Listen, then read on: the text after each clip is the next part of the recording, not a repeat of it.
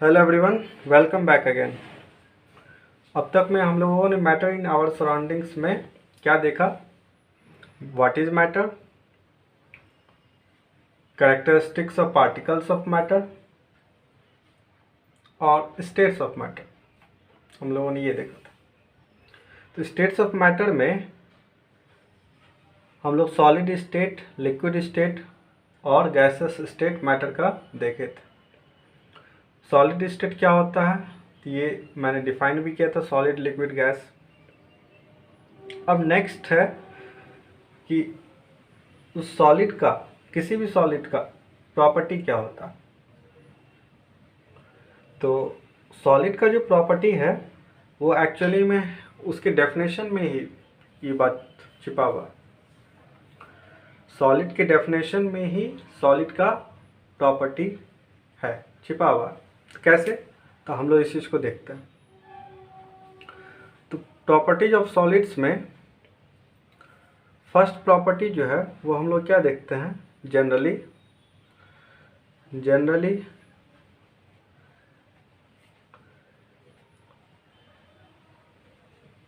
solids have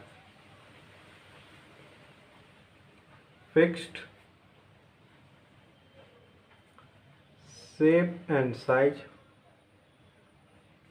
shape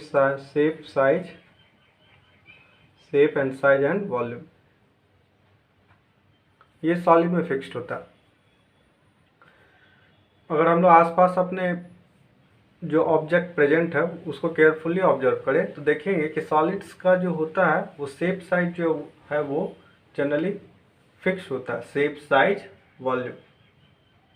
ऐसा क्यों होता है? तो जैसा कि मैंने बताया था कि सॉलिड का जो है वो सॉलिड के पार्टिकल के बीच जो होता है वो इंटरमॉलिक्यूलर फोर्स काफ़ी स्ट्रांग होता है और उसमें इंटर पार्टिकल स्पेस जो होता है वो नेग्लिजिबल होता है।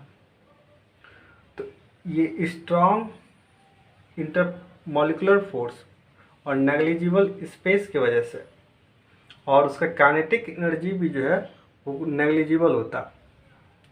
तो ये तीन फैक्टर की वजह से जो है सॉलिड्स का जो पार्टिकल्स है उसका शेप, साइज और वॉल्यूम ये तीनों फिक्स्ड होता। ठीक है। जैसे सॉलिड का अगर हम लोग फिगर बनाएं तो वो फिगर कैसा होगा, तो वो ऐसा होगा। रिप्रेजेंट कर रहे हैं सॉलिड के पार्टिकल्स को, ये आइडेंटिकल है सारा।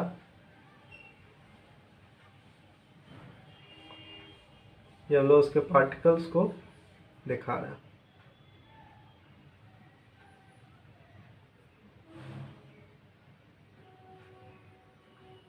तो सॉलिड्स का पार्टिकल्स जो है वो कुछ इस तरह से होता है। मीन्स उसके पार्टिकल के बीच बहुत ही कम जो है इंटरमॉलिक्यूलर फोर्स, बहुत ही कम इंटर पार्टिकल गैप होता है और इंटरमॉलिक्यूलर फोर्स जो है ये काफ़ी हाई होता है।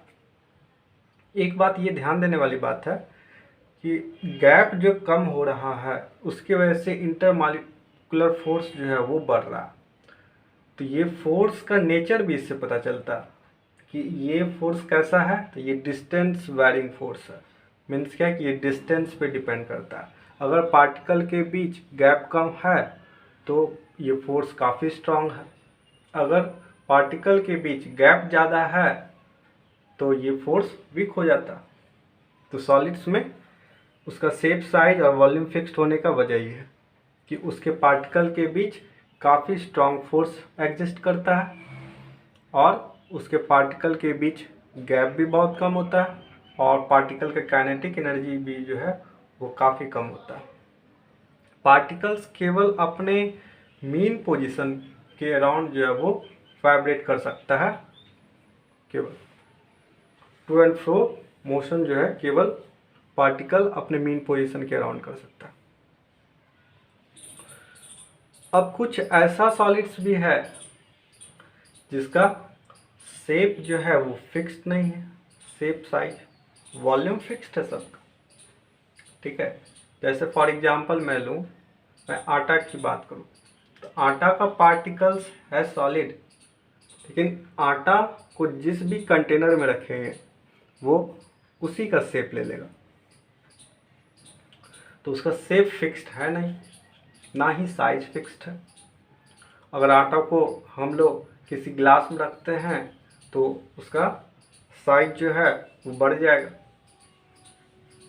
लेकिन उसी आटा को हम लोग किसी कटोरी में रख दे या किसी प्लेट में रख दे तो उसका साइज तो कम जाएगा, लेकिन फिर विड्थ बढ़ जाएगा।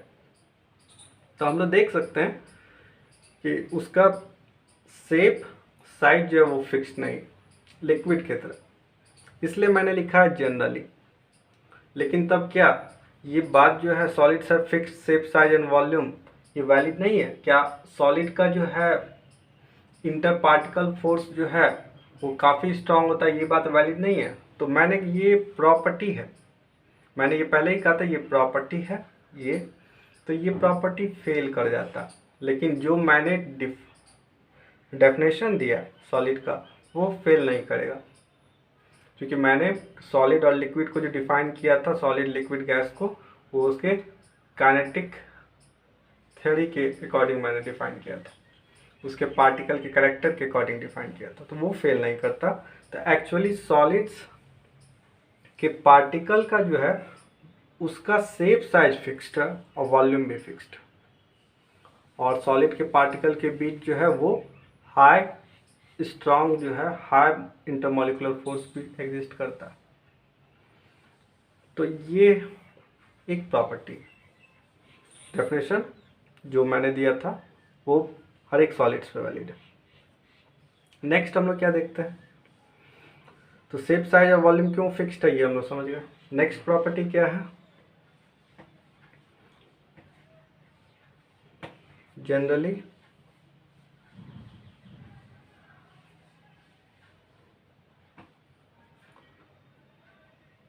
सॉलिड्स है हाई डेंसिटी, सॉलिड का जो है वो डेंसिटी ज़्यादा होता है जनरली। तो इसका क्या रीजन है डेंसिटी ज़्यादा होने का? तो डेंसिटी जो होता है वो होता है मास टू वॉल्यूम रेशियो, मीन्स कि यूनिट वॉल्यूम में कितना ज़्यादा मास है, और वॉल्यूम का यूनिट क्या है 1 metre cube, 1 centimetre cube. Means क्या 1 सेंटीमीटर क्यूब वॉल्यूम में जिसका जितना ज़्यादा मास होगा उसका डेंसिटी उतना ज़्यादा होगा। तो डेंसिटी जो है मास टू वॉल्यूम रेशियो है वो। तो जनरली सॉलिड्स का जो होता है वो डेंसिटी ज़्यादा होता है। तो क्यों ज़्यादा होता है? तो अभी मैंने बताया कि पार्टिकल्स जो है सॉलिड्स का वो क्लोजली पैक्ड होते हैं, पार्टिकल्स के बीच गैप जो है इंटरमॉलिकुलर स्पेस जो है वो नेग्लिजिबल होता। तो ज़्यादा वॉल्यूम में, ठीक है, यूनिट वॉल्यूम में सॉलिड्स में ज़्यादा particle present in comparison to liquid और गैस। लिक्विड के यूनिट वॉल्यूम में कम पार्टिकल प्रेजेंट है। फॉर एग्जांपल अगर मैं 1 सेंटीमीटर क्यूब वॉल्यूम लूँ तो 1 सेंटीमीटर क्यूब वॉल्यूम में सॉलिड का जनरली जो है पार्टिकल्स ज़्यादा होगा इन कंपैरिजन टू लिक्विड और गैसेस। तो रीजन क्या है? तो रीजन यही है कि उसका इंटरमॉलिकुलर स्पेस काफ़ी कम है, इसलिए उसका डेंसिटी ज़्यादा है। अब कुछ कहेंगे क्या कि वाटर जो है वो तो है लिक्विड, लेकिन आइस वो है सॉलिड, फिर भी आइस का डेंसिटी जो है वो वाटर से कम होता है, इसी वजह से आइस जो है वो फ्लोट करता। तो ऐसा क्यों? तो मैंने यहाँ जनरली लिख रखा, ये प्रॉपर्टी है, ये सब पे वैलिड हो जरूरी ऐसा नहीं है, प्रॉपर्टी किसी न किसी पे कभी कभी फेल भी कर जाता। लेकिन डेफिनेशन जो मैंने दिया सॉलिड का वो फेल नहीं करेगा। और लोअर स्टैंडर्ड में हम लोग इसी किसी प्रॉपर्टी को सॉलिड से fixed shape size and volume definition बना लेते थे, लेकिन हायर स्टैंडर्ड में ऐसा नहीं। ये हायर स्टैंडर्ड में हम लोग देख रहे हैं कि ये प्रॉपर्टी फेल कर जाता है, ठीक है। इसलिए मैंने हायर स्टैंडर्ड में सॉलिड्स को अलग तरह से डिफाइन किया। ये उसकी प्रॉपर्टी है। कि वो जनरली ऐसा सॉलिड्स के साथ होगा, लेकिन कुछ ऐसे सॉलिड्स भी हैं जो इसको फेल कर देते हैं, तो वो अलग बात है। नेक्स्ट है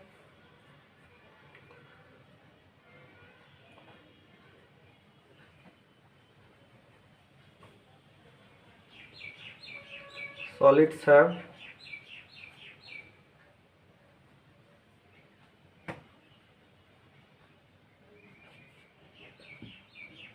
हाई मेल्टिंग पॉइंट। सॉलिड्स का जो है मेल्टिंग पॉइंट जो होता है वो ज़्यादा होता है। मेल्टिंग पॉइंट क्या होता है?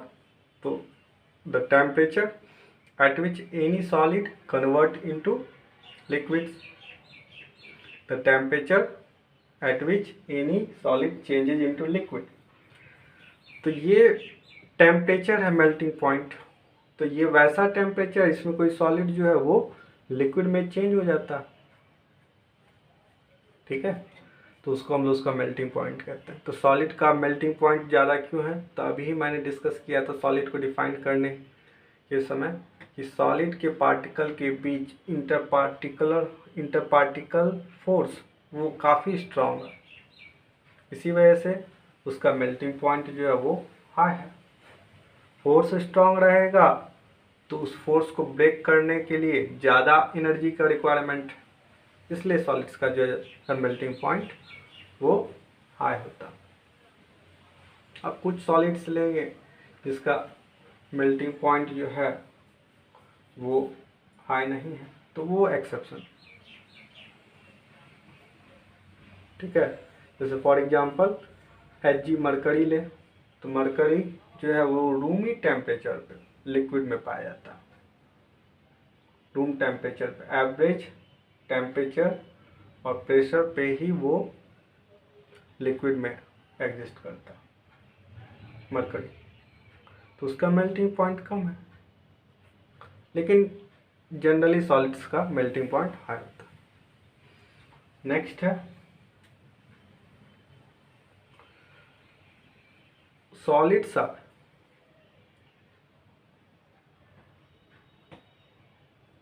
ऑलमोस्ट,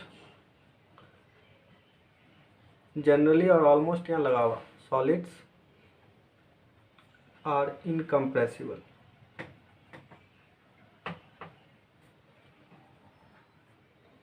सॉलिड्स जो है वो इनकम्प्रेसिबल है। इनकम्प्रेसिबल मतलब क्या कि हम लोग उसे प्रेस करके उसके शेप साइज को चेंज नहीं कर सकते। तो ऐसा क्यों? तो ऐसा होने का रीज़न है कि सॉलिड्स के पार्टिकल के बीच इंटर पार्टिकल स्पेस जो है वो नेग्लिजिबल है, और सॉलिड के पार्टिकल के बीच इंटरमॉलिक्यूलर फोर्स जो एग्जिस्ट करता है वो भी हाई है। तो जो फोर्स हम लोग जो प्रेशर अप्लाई करेंगे वो इंटरमॉलिक्यूलर फोर्स जो है उसका अपोज करेगा, और स्पेस तो नेग्लिजिबल है, तो स्पेस है ही नहीं, बहुत कम है, तो उसको हम लोग कैसे और कंप्रेस कर सकते हैं? तो सॉलिड्स इनकम्प्रेसिबल है। क्यों? क्योंकि उसका इंटरमॉलिक्यूलर स्पेस जो है वो बहुत कम है और इंटरमॉलिक्यूलर फोर्स बहुत ज़्यादा है, इसी वजह से।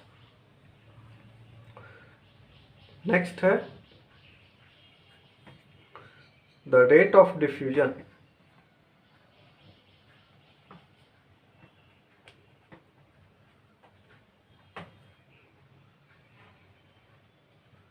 of solids into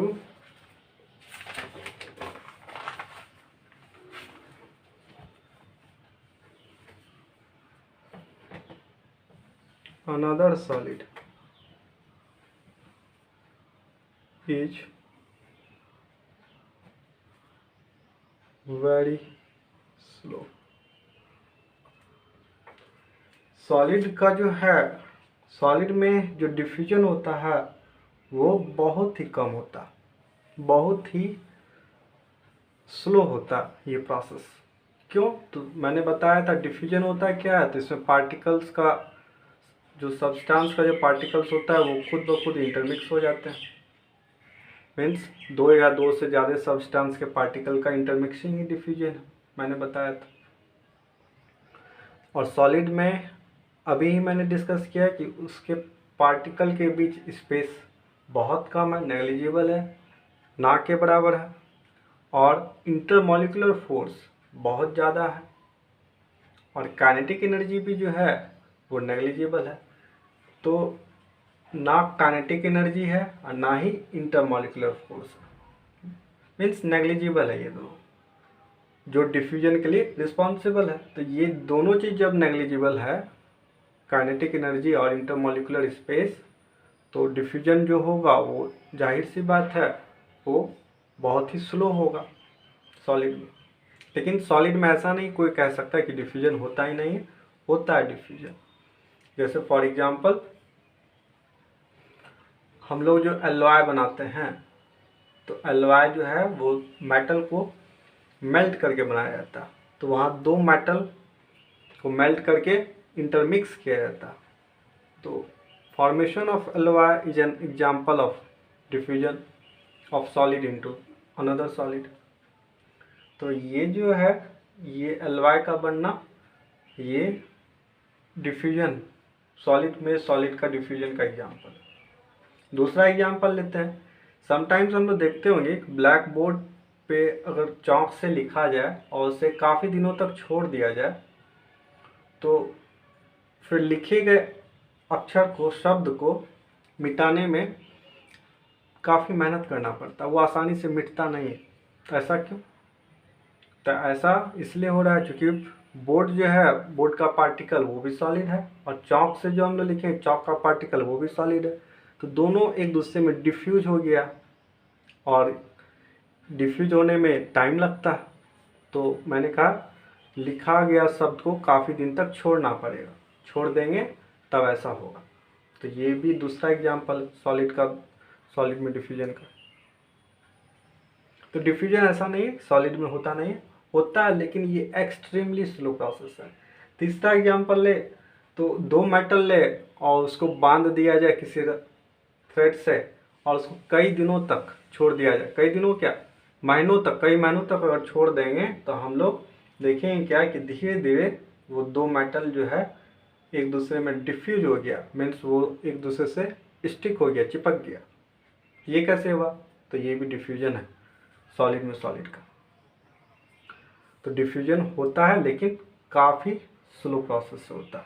क्यों काफ़ी स्लो प्रोसेस से है? तो मैंने बताया कि उसमें इंटरमॉलिक्यूलर गैप जो है वो बहुत कम है, और उसमें काइनेटिक एनर्जी भी जो है वो भी नेग्लिजिबल है। इसी वजह से डिफ्यूजन का रेट जो है काफ़ी कम।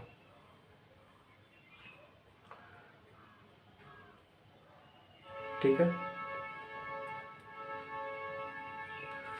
ठीक है।